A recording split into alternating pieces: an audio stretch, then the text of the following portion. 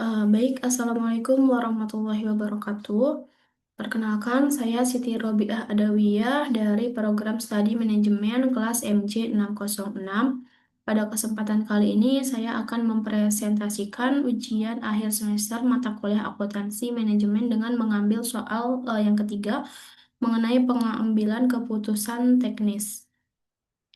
Dalam pembahasan ini, saya akan menjelaskan terlebih dahulu mengenai teori yang berkaitan dengan pengambilan keputusan teknis. Kemudian dilanjutkan dengan penyelesaian studi kasus PT Nusa Furniture yang meliputi perhitungan contribution margin, penentuan prioritas produksi berdasarkan keterbatasan mesin, analisis pesanan khusus, keputusan make or buy, serta rekomendasi strategis kepada manajemen. Baik, saya akan mulai dari landasan teori. Pengambilan keputusan teknis dalam akuntansi manajemen merupakan proses yang dilakukan oleh manajemen untuk menentukan alternatif tindakan yang paling tepat dengan mempertimbangkan informasi mengenai biaya pendapatan, kapasitas, dan sumber daya perusahaan. Dalam pengambilan keputusan, perusahaan tidak hanya melihat besar kecilnya pendapatan, tetapi juga harus mempertimbangkan biaya yang relevan dan sumber daya yang tersedia. Tujuan akhirnya adalah memilih alternatif yang dapat memberikan manfaat ekonomi paling besar bagi perusahaan dan membantu meningkatkan profitabilitas.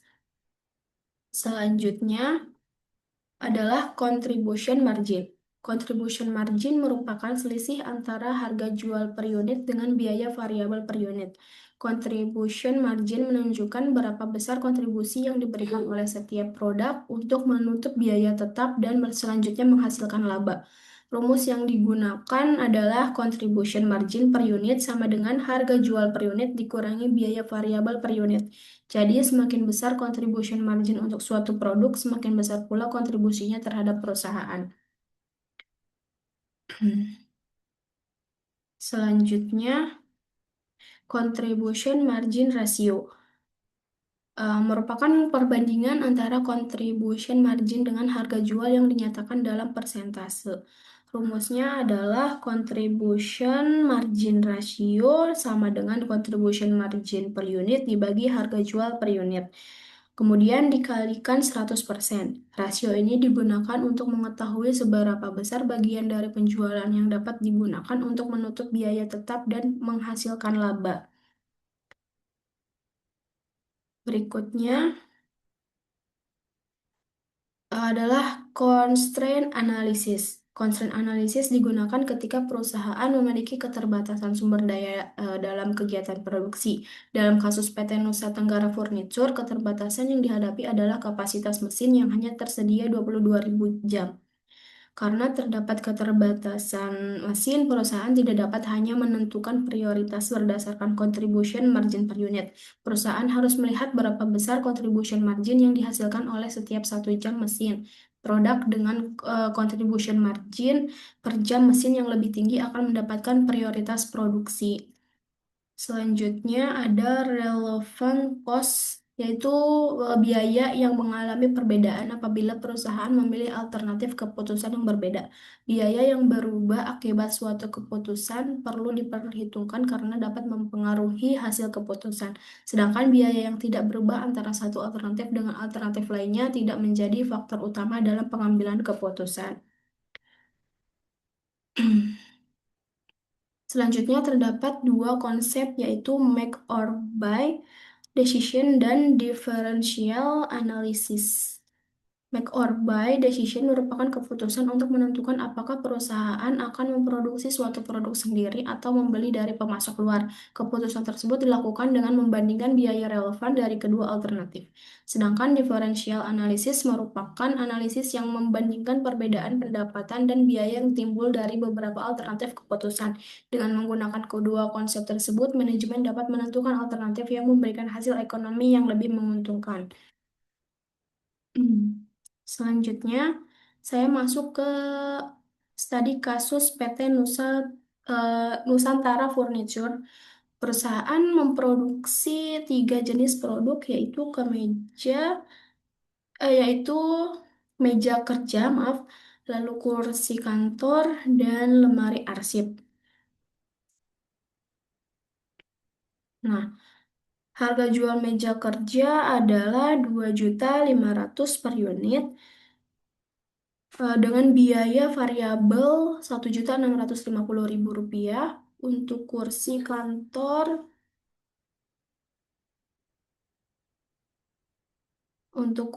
harga jualnya 1.500.000 rupiah dengan biaya variabel 980.000.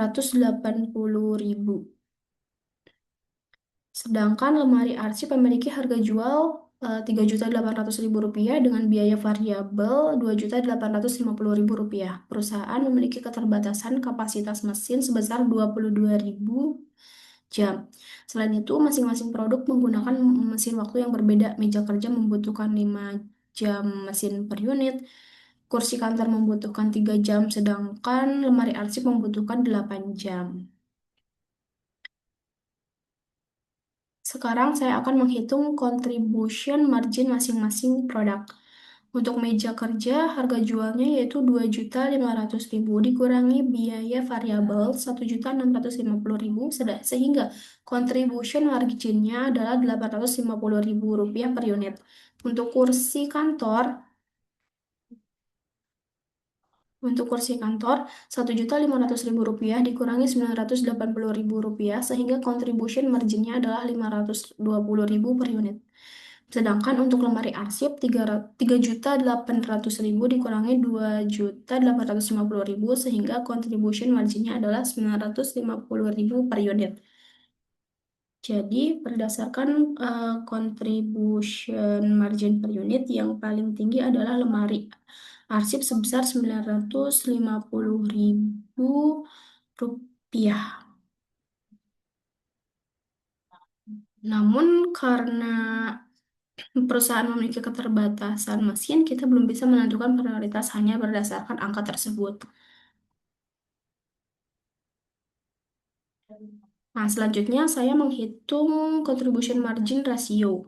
Untuk meja, Rp850.000 dibagi Rp2.500.000 dikali 100%. Hasilnya adalah 34%. Untuk kursi kantor, Rp520.000 dibagi Rp1.500.000 dikali 100%. Hasilnya sekitar 34,67%. Sedangkan lemari arsip menghasilkan 25%. Jadi berdasarkan contribution margin ratio, kursi kantor memiliki rasio paling tinggi yaitu 34,67%.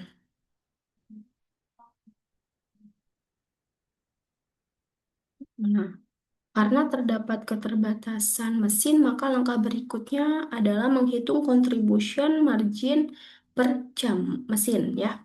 Untuk meja kerja, Rp850.000 dibagi 5 jam.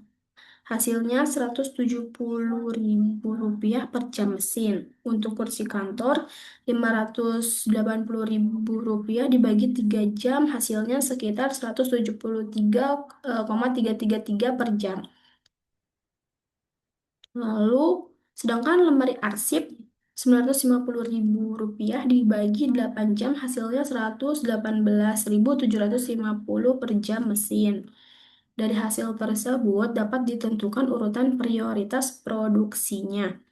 Prioritas pertama adalah kursi kantor, kedua meja kerja, dan ketiga lemari arsip. Hal ini karena kursi kantor menghasilkan contribution margin per jam mesin paling tinggi. Selanjutnya, saya menentukan kombinasi produk yang paling optimal dengan kapasitas mesin 22.000 jam. Pertama, kursi kantor memiliki prioritas paling tinggi dan permintaan maksimumnya adalah 4.000 unit. Untuk memproduksi 4.000 unit kursi kantor diperlukan 4.000 dikali 3 jam, yaitu 12.000 jam mesin. Karena total kapasitas adalah 22.000 jam, maka setelah memproduksi kursi kantor tersisa 22.000 dikurangi 12.000 yaitu 10.000 jam. Sisa 10.000 jam digunakan untuk memproduksi meja kerja. Membutuhkan 5 jam, maka 10.000 dibagi 5 sama dengan 2.000 unit meja kerja. Setelah itu, seluruh kapasitas mesin telah digunakan, jadi kombinasi produksi optimal adalah 4.000 unit kursi kantor, 2.000 unit, maaf, meja kerja, dan 0 unit lemari arsip. Selanjutnya, saya menghitung total contribution margin dari kombinasi produk tersebut. Kursi kantor sebanyak 4.000 unit dikalikan eh, contribution margin 520.000 rupiah, hasilnya 2.080.2.080.000.000. Meja kerja sebanyak 2.000 unit dikalikan 850.000 rupiah, hasilnya 1.700.000.000. Sedangkan lemari arsip tidak diproduksi sehingga contribution marginnya adalah nol. Jadi total contribution margin adalah 2.080.000.000 ditambah 1.700.000.000 yaitu 3.780.000.000. Oke. Untuk perusahaan memiliki biaya sebesar 4.200.000.000 rupiah. Untuk mengetahui laba atau rugi, total contribution margin dikurangi biaya tetap. Jadi 3.780.000.000 dikurangi 4.200.000.000 menghasilkan minus 420 juta. Artinya berdasarkan kombinasi produksi tersebut, perusahaan masih mengalami kerugian sebesar 420 juta rupiah. Walaupun kombinasi tersebut merupakan kombinasi yang paling optimal berdasarkan keterbatasan mesin, contribution margin yang dihasilkan masih belum mampu menutup ke seluruh biaya tetap perusahaan. Nah, selanjutnya, perusahaan memperoleh pesanan khusus sebanyak 700 unit meja kerja dengan harga 2.050.000 per unit. Pesanan tersebut juga membutuhkan biaya pengemasan tambahan sebesar 60.000 per unit. Pertama, pendapatan tambahan dihitung. 700 dikali 2.050.000 sama dengan 1.435.000.000. Kemudian biaya relevan per unit terdiri dari biaya variabel 1.650.000 ditambah biaya pengemasan 60.000. Jadi biaya relevan per unit adalah 1.710.000. Total biaya relevansinya 700 dikali 1.710.000 yaitu 1.197.000.000. Selanjutnya, saya menghitung contribution margin pesanan khusus.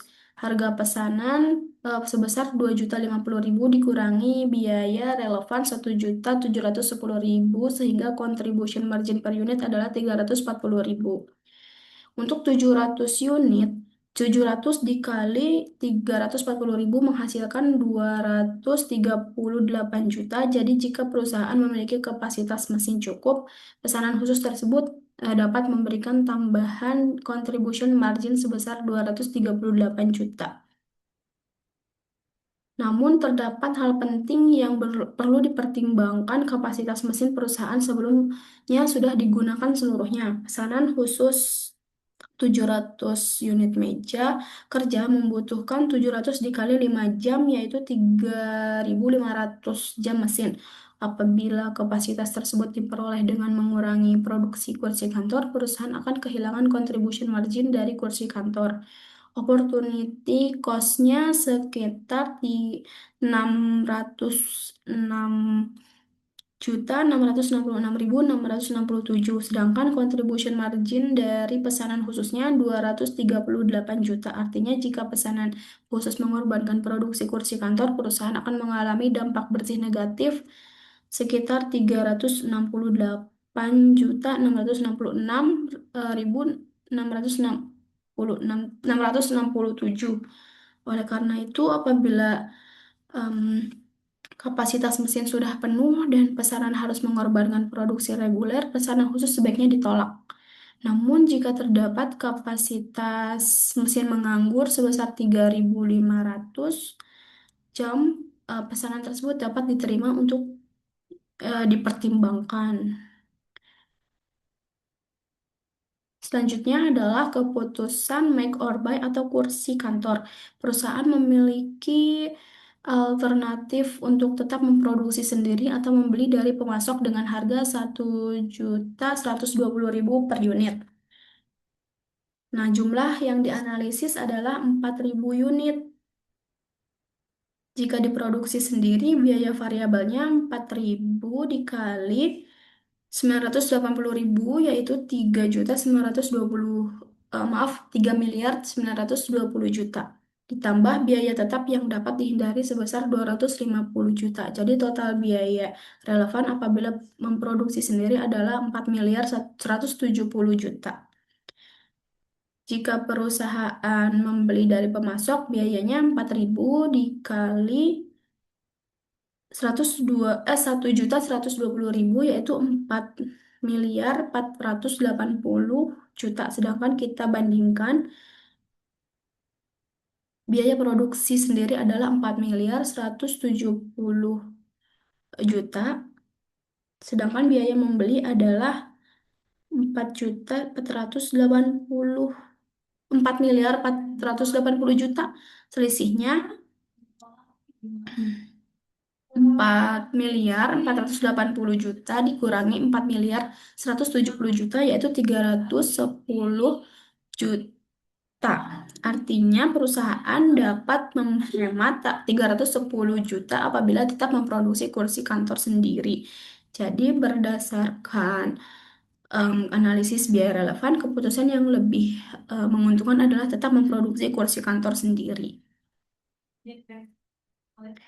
Nah, berdasarkan seluruh hasil analisis, terdapat beberapa rekomendasi yang dapat diberikan kepada manajemen. Pertama, perusahaan perlu memprioritaskan produksi berdasarkan contribution margin per jam mesin. Prioritasnya adalah kursi kantor, kemudian meja kerja, dan terakhir lemari arsip. Kedua, untuk pesanan khusus, perusahaan perlu melihat kondisi kapasitas mesin. Jika pesanan mengorbankan produksi reguler dan contribution marginnya lebih tinggi, pesanan sebaiknya ditolak. Ketiga, berdasarkan analisis make or buy, perusahaan lebih baik tetap memproduksi kursi kantor sendiri karena dapat menghemat 310 juta. Keempat, perusahaan perlu mengevaluasi kapasitas mesin dan mempertimbangkan peningkatan efisiensi produksi untuk mengurangi kerugian. Untuk meningkatkan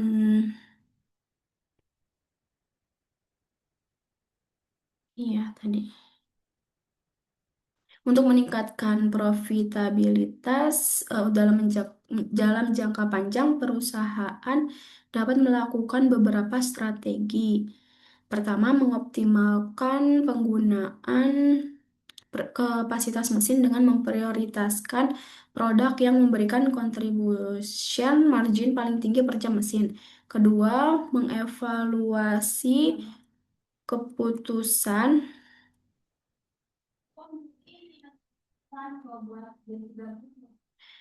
kedua, mengevaluasi kemungkinan penambahan kapasitas mesin apabila permintaan pasar terus meningkat. Ketiga, melakukan efisiensi terhadap penggunaan bahan baku dan biaya produksi. Keempat, melakukan evaluasi harga jual agar contribution margin dapat ditingkatkan tanpa mengurangi daya saing produk. Dan yang terakhir, perusahaan perlu melakukan analisis biaya relevan secara berkala sebelum mengambil keputusan operasional.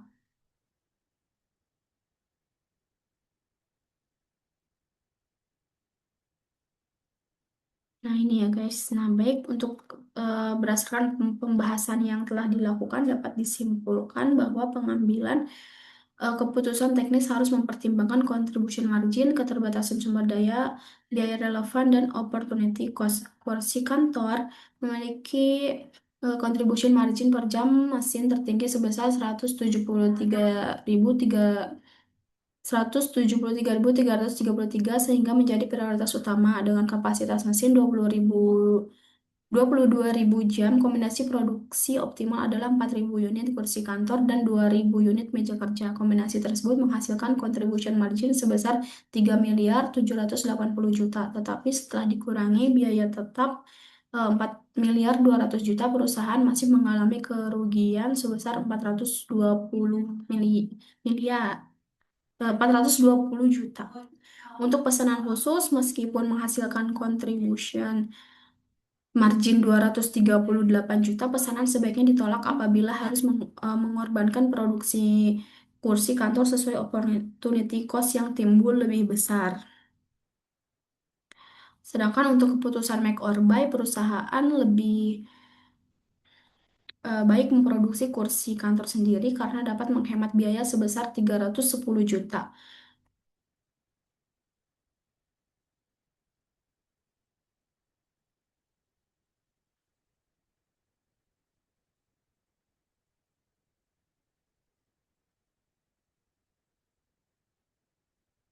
Nah, demikian presentasi ujian akhir semester akuntansi manajemen mengenai pengambilan keputusan teknis pada Nusa Tengga, Nusa, PT Nusantara Furniture. Dari analisis ini dapat diketahui bahwa keputusan manajemen tidak hanya didasarkan pada besarnya keuntungan per unit, tetapi juga harus mempertimbangkan keterbatasan sumber daya, biaya relevansi, dan opportunity cost. Baik, terima kasih atas perhatian yang diberikan. Wassalamualaikum warahmatullahi wabarakatuh.